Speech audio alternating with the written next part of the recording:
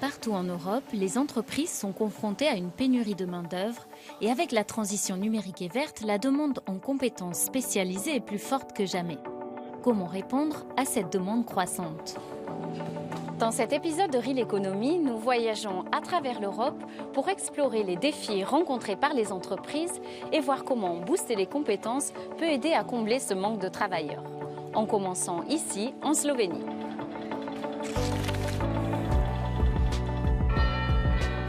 Dans ce pays, à l'économie dynamique et connectée, les métiers liés à l'informatique sont parmi les plus demandés.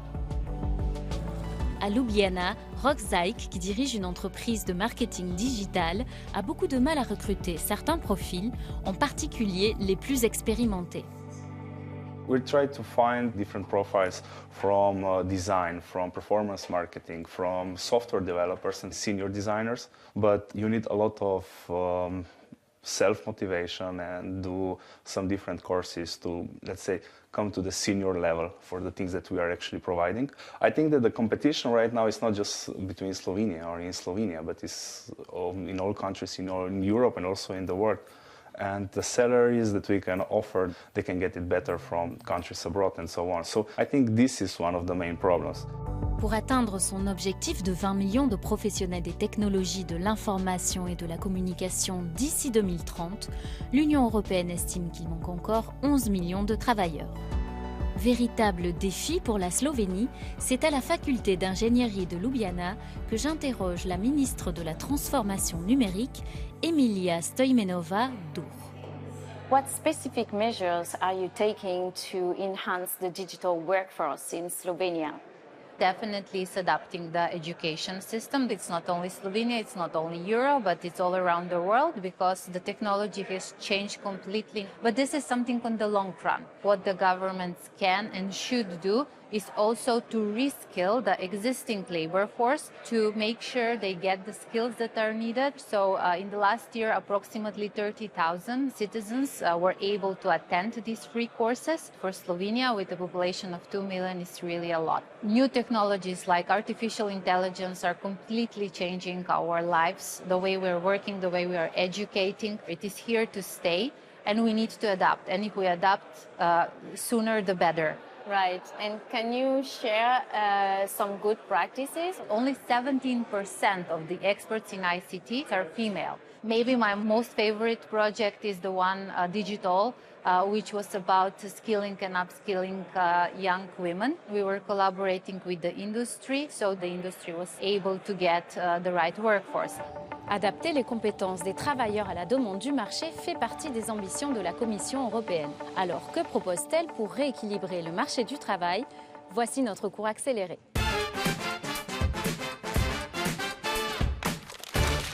La pénurie de main-d'œuvre est un problème dans plusieurs secteurs de l'Union européenne.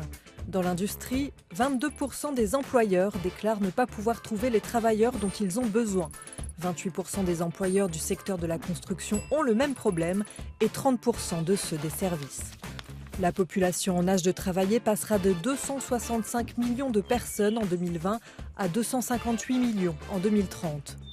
Dans le même temps, de nouveaux emplois sont créés. Les secteurs du soin, des technologies de l'information et de la communication et des technologies vertes devraient avoir besoin de milliers de nouveaux travailleurs.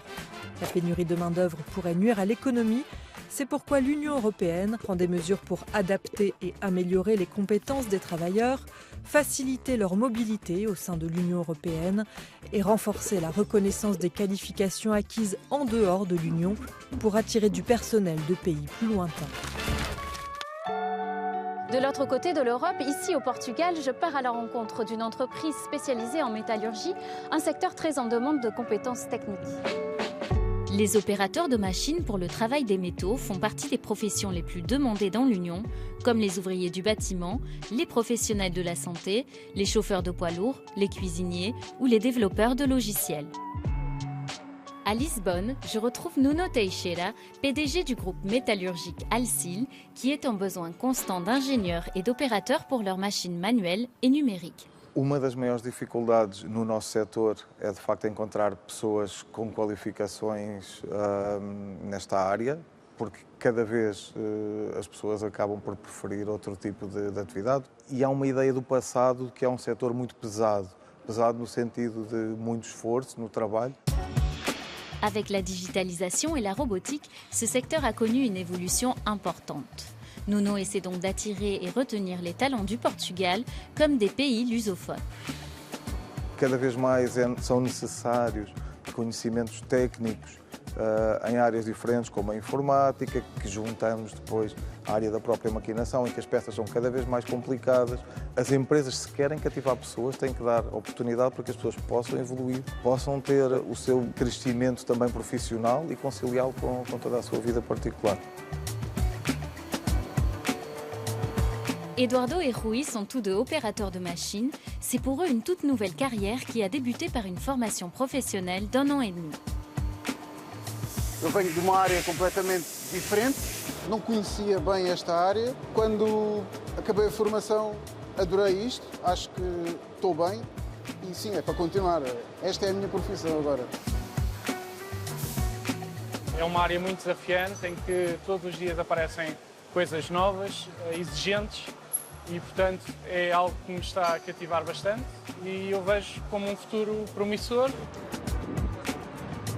Eduardo et Rui se sont formés au CENFIM, un centre de formation publique et privée soutenu par le Fonds social européen Plus. Les exportations portugaises dans ce secteur représentent environ 23 milliards d'euros par an. Les enjeux sont donc importants. A nível do emprego, representa cerca de 230 mil postos de trabalho que têm vindo a evoluir não só para se adaptarem às novas tecnologias, mas sobretudo para responderem ao mercado que isso exige. D'un bout à l'autre de l'Europe, le besoin en compétences numériques est un constat récurrent. De retour à Ljubljana, la ministre de la Transformation digitale souligne particulièrement ce point. We're all aware that digital skills are not needed only for the ICT industry, but we need digital skills in every industry. It is very important that we really collaborate, public and private organizations together. We need participation from the companies. They also need to invest in their workforce. And last but not least, it's on us, on every individual, that we are aware that once we finish high school, faculty, it's not enough. The world is changing. We need to acquire new skills. So it is the lifelong learning, something that we should really consider. Thank you, Minister. Thank you. Grâce à son pacte pour les compétences, la Commission européenne estime que près de 2 millions de travailleurs à ce jour ont pu augmenter leurs compétences ou se requalifier.